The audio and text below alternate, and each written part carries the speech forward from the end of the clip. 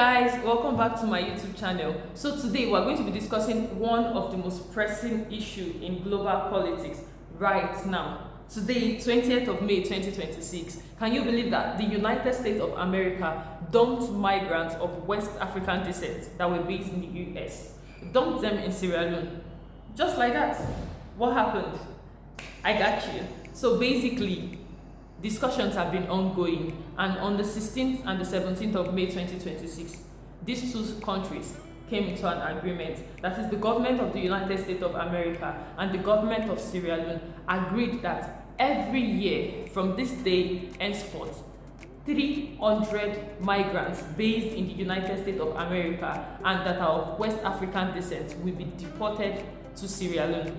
Not to their own countries, but to Sierra Leone. And this, when we're talking about West Africa, this first part was focused majorly on 4 countries. We have Ghana, we have Nigeria, we have Guinea, and we have Senegal. That means migrants from these countries will be deported back. That is, from today, 20th of May, when you divide it, 300 divided by 12, that is 25 migrants will be sent back to Sierra Leone every year.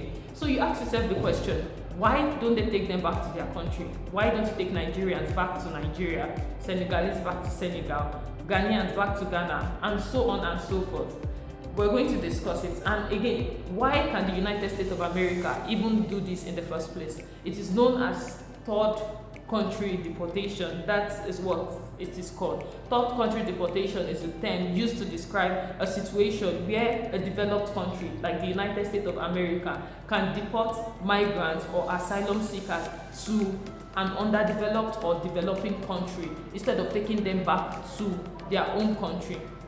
For me, this brings burden on the South, the global South, because they already have a lot to deal with, and bringing migrants will make it more difficult. But we have a lot of questions to ask in this situation. We're not just going to dump it all on the United States of America. We have questions like, what does Sierra Leone have to gain? What do they stand to gain? Because they cannot just agree to this term without getting benefits. And you can ask yourself, is there any legal protection for these migrants that are dumped in Sierra Leone? Is there provision of food? Is there provision of shelter? Is there like a lot of questions to ask? But it's not clear yet, but we'll get there. So from the perspective of a policy and development analyst, for me, this is not just a migration issue. It has to do with the question of power. It has to do with the question of development dependency, migration governance, and finally, it has to do with the capacity of a state.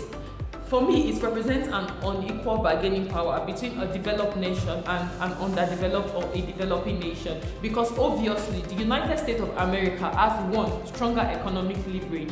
2, are you talking about influential aid? The United States of America has it in abundance. And 3, it has a diplomatic weight because it can spell influence across different countries in the world.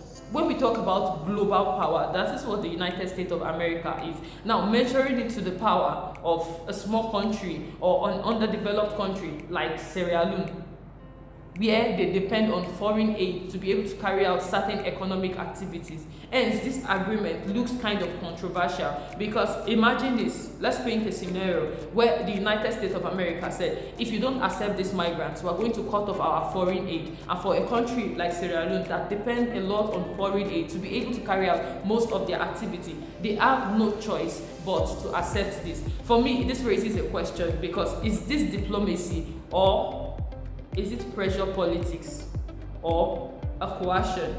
Yeah, thank you for listening. This is my basic explanation of what happened today in world politics. And please do well to like, share, and subscribe, and also drop your comments.